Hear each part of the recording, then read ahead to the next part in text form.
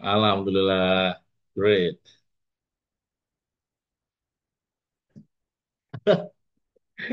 Alhamdulillah, great.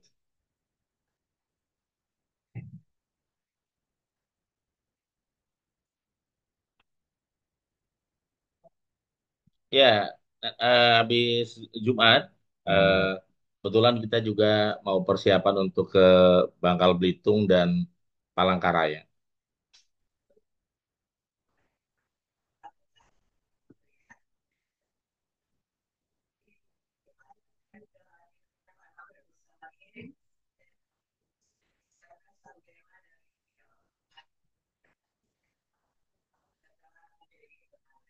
Ya,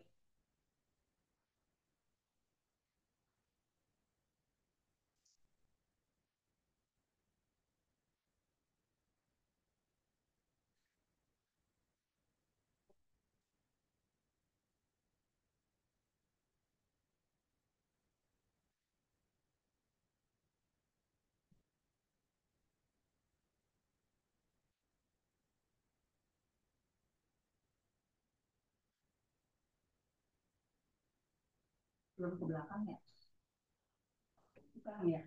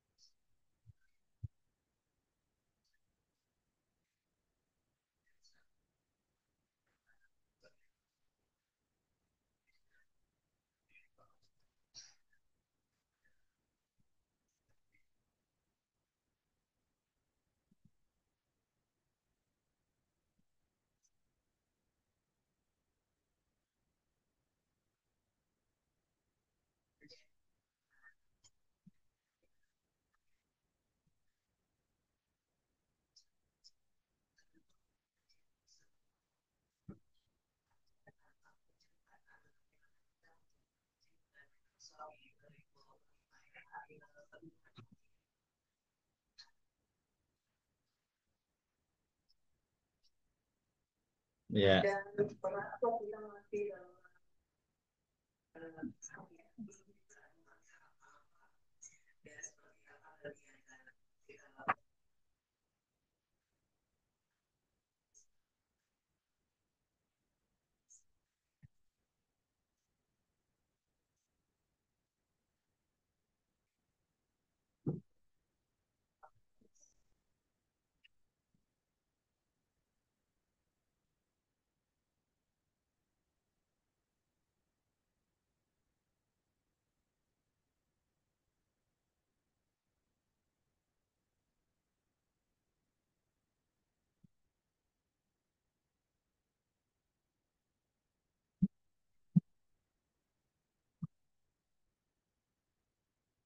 iya. Di dalam, oke. Assalamualaikum warahmatullahi wabarakatuh. Salam great buat Mbak Santi dan teman-teman, termasuk juga Mbak Joplo di Hong Kong dan juga sahabat-sahabat yang bergabung ya, dimanapun berada. Eh, Tema yang diambil pada kesempatan kali ini sebenarnya salah satu kecerdasan yang harus dimiliki di era VUCA ini ya. Istilahnya walau para psikolog menyebutnya sebagai eksploratif transformasional intelligence. Kecerdasan mengeksplorasi kelemahan, kegagalan, kesulitan menjadi sebuah lompatan kehidupan yang lebih baik. Nah, ini bagian dari salah satu kecerdasan yang harus dimiliki oleh oleh seseorang yang mau di atas rata-rata. Ya. Dan kalau kita perhatikan tokoh-tokoh atau orang-orang yang sukses sekitar kita, rata-rata kan juga mengalami ya keadaan yang menjadi tema kita hari ini ya. Apakah titik lemah, titik nadi, titik nol. Tetapi dengan kecerdasannya, dia mampu mengubah batu karang itu menjadi emas yang sangat mahal, Mbak.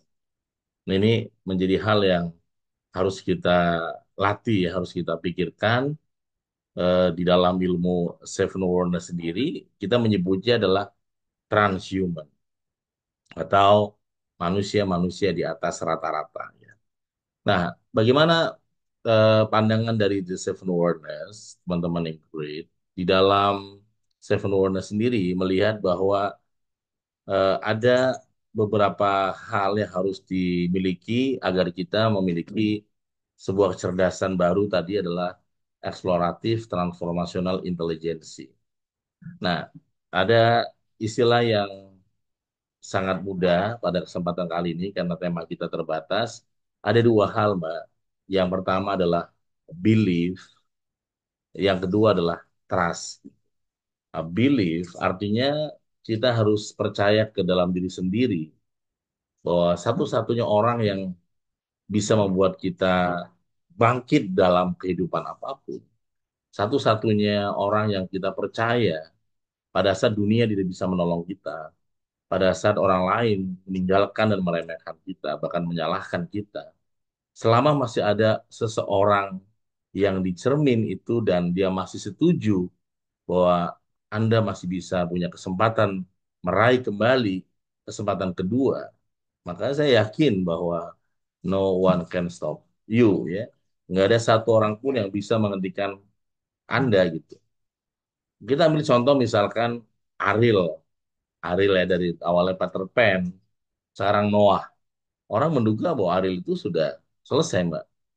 Tapi yang terjadi ya orang pada waktu itu meninggalkan Ariel begitu ekstrim, bahkan dihukum kan. Tetapi Ariel sadar bahwa tidak bisa mengharapkan siapapun. Dia harus bisa memotivasi dirinya sendiri pada saat sedang down. Dia harus bisa memotivasi dirinya pada saat tidak terang keadaannya. Maka itulah yang disebut dengan belief. Nah, belief system, belief ini kalau dibesarkan lagi menjadi belief system. Sebuah keyakinan yang sudah mendarah daging, yang harus kita cek ulang, adakah belief system kita yang lama, yang masih mengendap dan belum kita buang? Apakah ada belief system yang buruk, yang kemudian masih kita pelihara, yang membuat kita akhirnya sulit bangkit gitu, Pak. Misalkan saya punya teman dagang mie ayam. Kalau saya tanya, kok nggak buka dagang lagi? Ya, paling juga sama. Saingan terus, sepi. Nah ini, ini orang kayak gini, ini pindah ke Semarang juga sama, Mbak.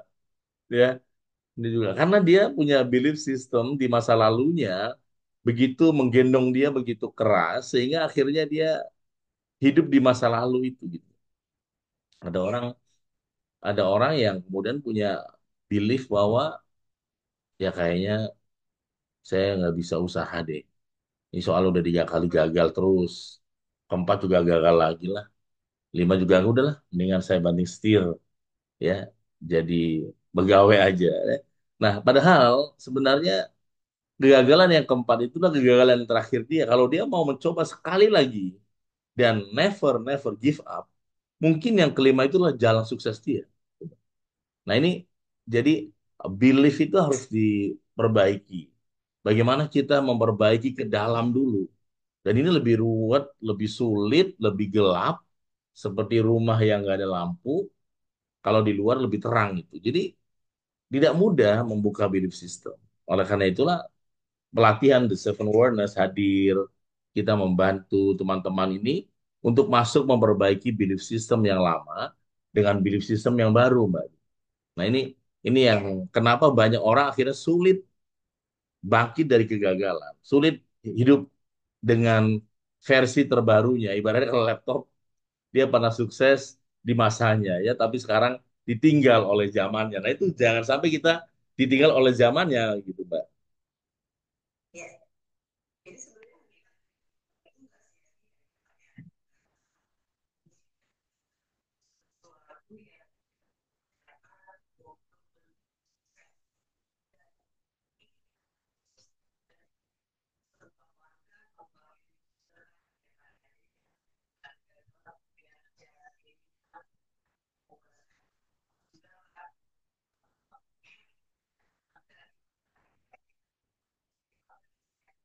Ya, betul, Mbak. Jadi ya itu belief system ini nanti larinya kepada skill untuk memberikan motivasi ke dalam diri sendiri. Nah, motivasi ke dalam diri ini kan memang lebih sulit ya, yang para psikolog menyebutnya sebagai motivasi intrinsik, motivasi dari dalam gitu, Mbak. Nah, ini tidak mudah, teman-teman include, dibandingkan motivasi ekstrinsik. Motivasi intrinsik ini bahkan berhubungan dengan kesehatan mental, Mas. Jadi orang-orang yang mentalnya sehat, sebenarnya cara ukurnya gampang. Apakah ketika dia sedang banyak masalah, tekanan, ya masih eling, masih ingat, masih sadar, masih hidup dalam keadaan yang strong, atau kemudian dia lupa lupa semua, lupa dirinya, lupa dengan Tuhannya, lupa dengan keluarganya, lupa dengan anak-anaknya, lupa dengan ya semuanya, sehingga dia menjadi orang baru yang malah terpuruk gitu.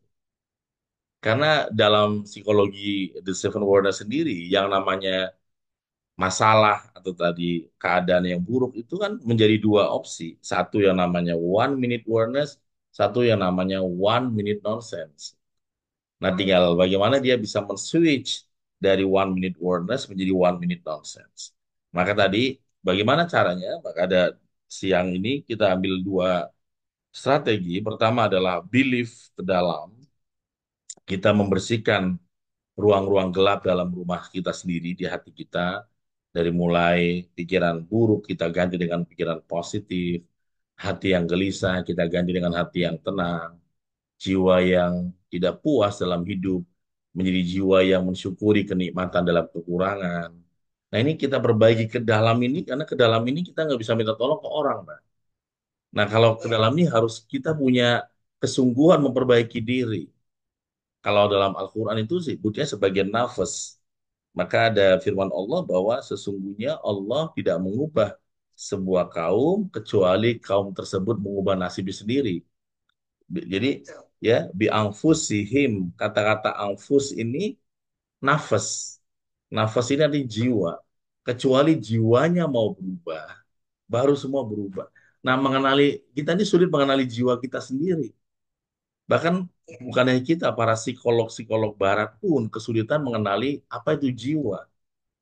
Karena jiwa itu sangat sangat berbeda dengan yang namanya ya sebatas mindset ya, teman-teman agree. Nah, ketika seseorang bisa mengenali jiwanya ini, maka sebenarnya nggak ada yang namanya kata ya menyerah, kata menghilang atau kata kalah. Yang ada mungkin dia butuh hanya ya istirahat sebentar dan bisa untuk bangkit lagi ya, teman-teman, sahabat-sahabat yang. Tapi kalau orang belum mengenali jiwanya, dia akan terkerangkeng oleh psikologi badannya gitu, Mbak. Kalau badan ini kan selalu terbatas. Badan saya di Serpong hari ini, ya saya nggak bisa ke Mbak Santi. Tetapi belum ada teknologi ya. Jiwa saya bisa membayangkan lagi sedang talkshow di ruangan dengan Mbak Santi. Jiwa saya bisa ada di sana, gitu. Artinya kita bisa membuat visualisasi dan juga vibrasi di sana. Tapi kalau kita jiwanya juga sudah terkerangkeng, ya akhirnya motivasi itu juga hilang dan pada ujungnya adalah kita menemukan self talk, ngomong dengan diri sendiri yang membuat kita makin menemukan jalan buntu dan akhirnya walaupun nggak ada orang lagi ngelamun di rumah, di depan meja makan, depan TV, kita langsung bilang iya ya, udahlah, angel gitu ya, udahlah, udahlah, udahlah gitu Mbak ya. Akhirnya ya kalah tanpa ada peperangan gitu Mbak. Jadi banyak orang yang belum berperang sudah kalah duluan ya.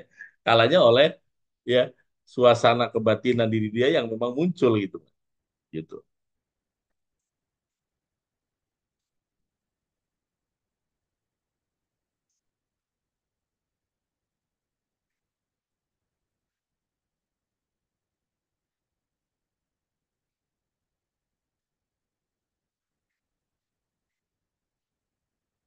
Hmm.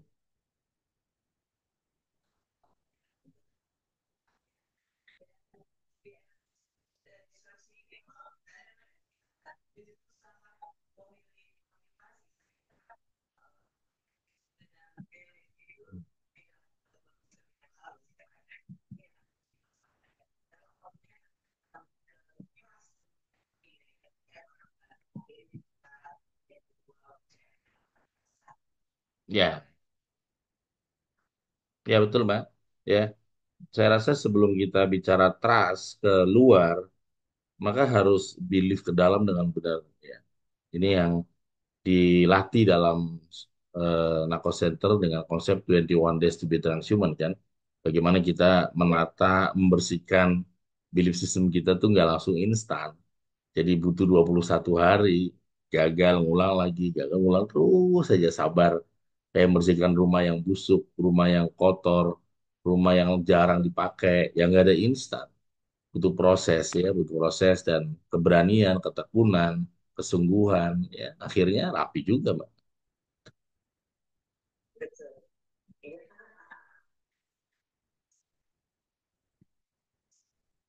Ya.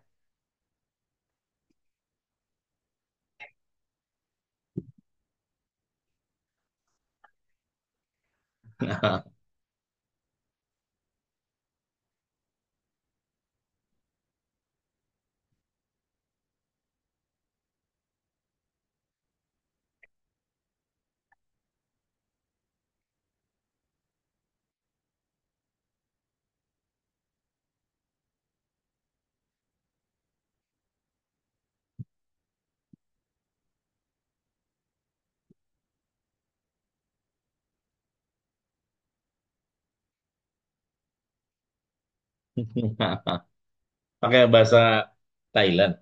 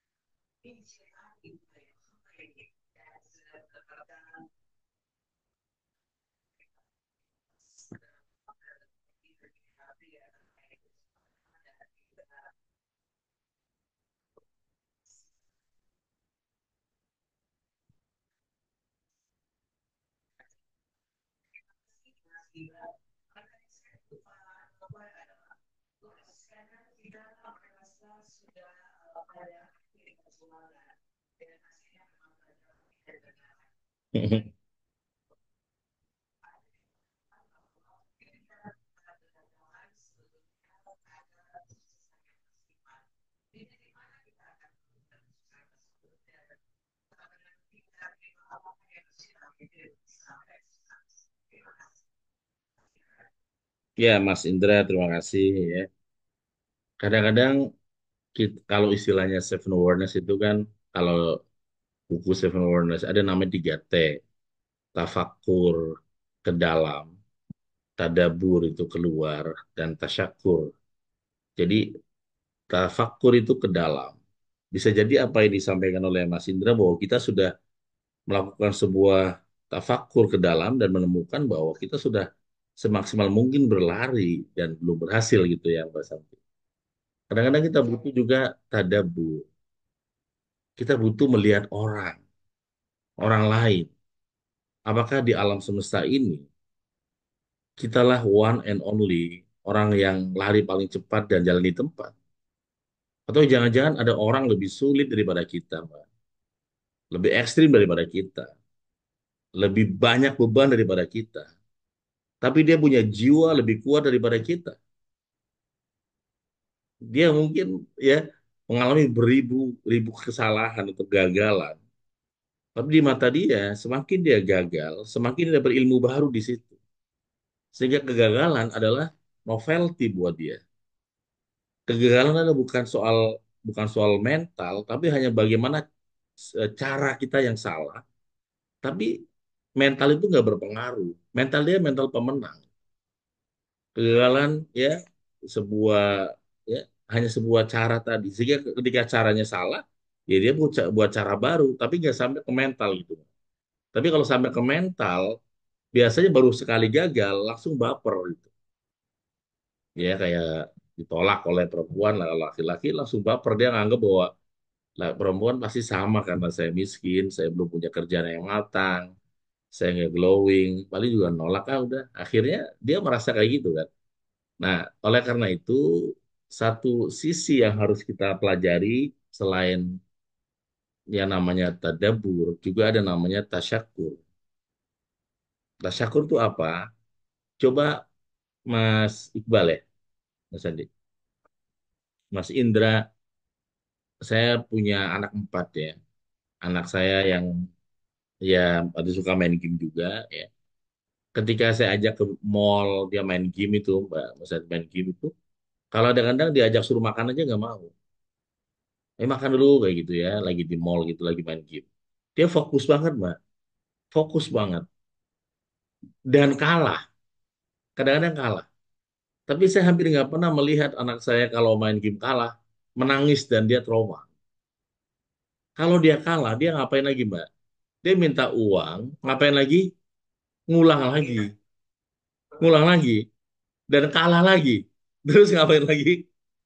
Minta uang lagi. Dan apalagi kalah lagi, minta uang lagi, dan akhirnya berhasil. Jadi kadang-kadang hidup ini harus kita rayakan. Makanya appreciation atau tasyakur. Kita harus merayakan bahwa ini hanya masalah waktu. Nah, ketika kita mempelajari bertadabur dari anak kecil, ponakan anak kita yang masih kecil, atau saudara kita, ponakan dan sebagainya, dia fokus. Tapi kalau dia kalah, ya dia tinggal ngulang lagi. Anak saya, anak Mbak Santi, anak teman-teman yang hadir hampir sama, di Hongkong juga sama. Nggak ada anak yang main game udah nangis, udah frustasi sampai lemparin mainannya gitu. Enggak. Dia hanya passwordnya adalah minta uang, uang diminta lagi ke ibunya, ke Mbak Santi minta, habis itu main lagi. Dan kalah lagi, habis itu ngapain lagi? Minta lagi. Ya. Nah itu adalah eh, namanya dengan tasyakur ya, appreciation of life.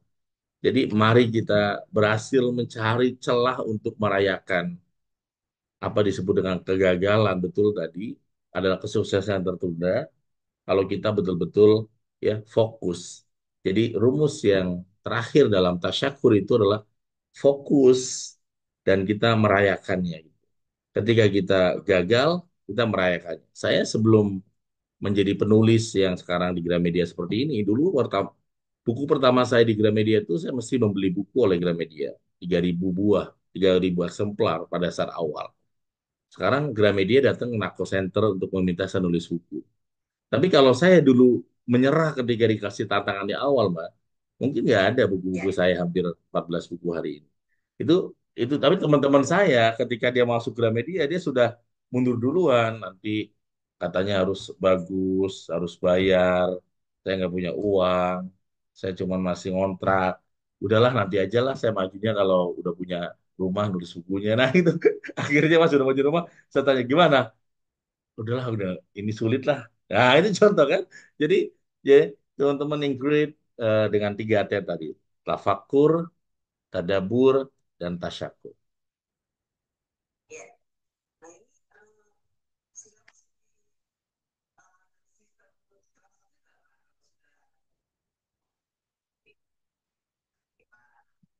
Ya, ya,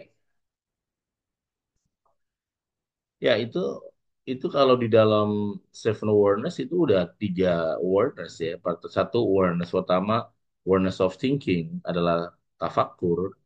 Kemudian yang kedua, awareness of silence adalah tadabbur.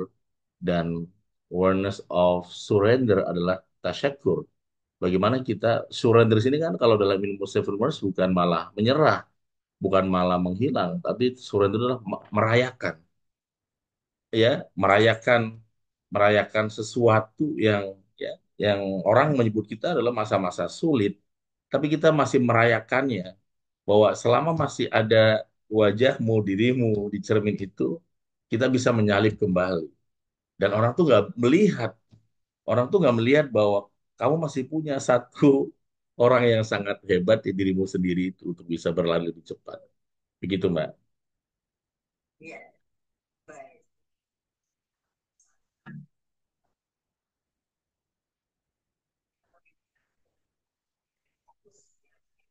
Ya,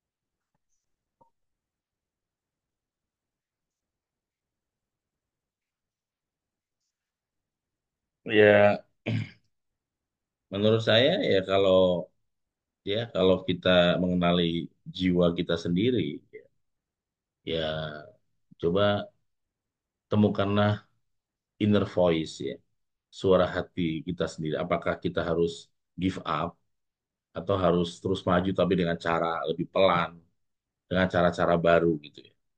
Ya, kalau kita mau mendengarkan suara hati kita, saya pernah mengalami masa-masa yang sama ya. Saya dulu kan dosen psikologi di kampus UIN di Paramadina, dan saya memilih menjadi seorang entrepreneur, penulis.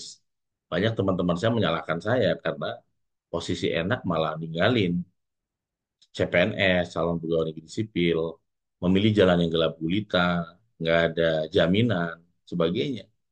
Dan saya mencari waktu untuk bisa mendengarkan suara hati saya, apakah ini jalan hidup saya? Atau jalan hidup saya adalah seperti teman-teman bilang tadi, saya kembali ke kampus, mau masih hanya berapa bulan di sini waktu itu. Tapi hati saya menemukan keyakinan bahwa inilah jalan yang harus saya tempuh, walaupun kerikil-kerikil tajam di depan dan lautan luas di depan, pasti ada masa suksesnya gitu. Dan saya lewati itu dan menjadi seperti hari ini. Jadi kalau kita mendengarkan pandangan orang tentang kita, nggak usah gagal. Sukses aja Mbak, kita juga dikasih nasihat kadang-kadang jangan terlalu sukses banget. Nanti kalau kecepatan bahaya ya. Temen saya sukses juga dapat oleh tegur oleh temen ya. Kamu jangan sukses-sukses ya. Nanti kalau sukses kayak di TV tuh instan-instan tiba-tiba menghilang gitu ya. Jadi sukses jangan terlalu cepat. Jadi sukses cepat juga dapat nasihat, dapat pandangan. Apalagi nggak sukses gitu. Jadi biarkan orang memberikan persepsi framing tentang Mbak sendiri, tapi coba voice, dengarkan suara hati, dan juga yang sangat penting adalah milikilah personal environment. Orang-orang ring khusus, orang-orang dekat yang bisa bertukar pandangan, dan mungkin satu orang, dua orang yang bisa melihat ya. Contohnya ketika film-filmnya Shah Rukh Khan itu gagal, Mbak, nggak masuk box office dengan modal yang rugi. Kadang-kadang kan dia juga menangis di kamar, gitu. Meratapi bagaimana perjuangannya ketika sebelumnya filmnya box office, dan dia nyari personal informant itu siapa. Ternyata anaknya. Maka Tuan Syahrul kan tanya kepada anak laki-lakinya, siapa yang terbaik? Anaknya bilang, papa. Siapa yang terbaik? Papa gitu. Siapa yang terbaik? Papa gitu. Dan dia akhirnya bangkit lagi bahwa walaupun dunia tidak mendukung dia, walaupun penonton meninggalkan dia, tapi masih ada satu penonton yang setia yaitu anaknya dan membuat film-film box office berikutnya gitu. Nah, itu sama ya.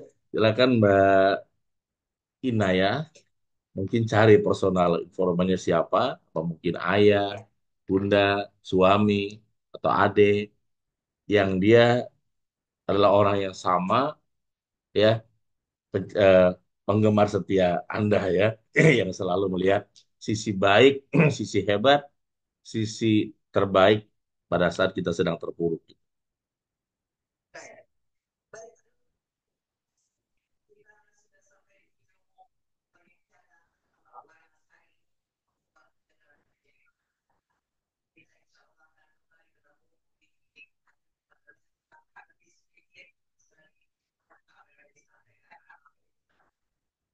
Ya, ya.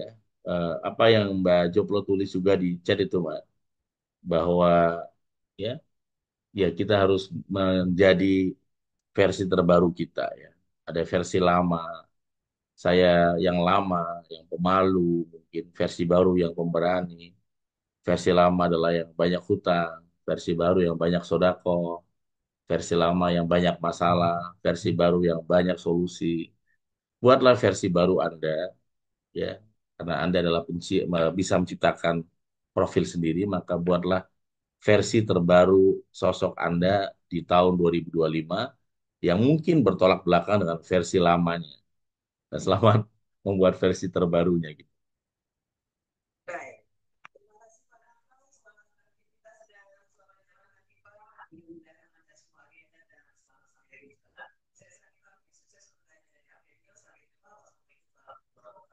Waalaikumsalam. Terima kasih, Mas Henry.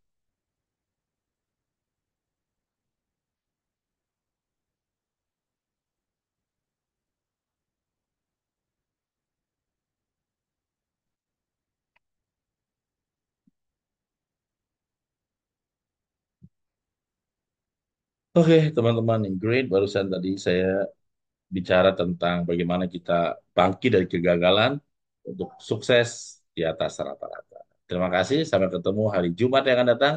Fitran Jumat.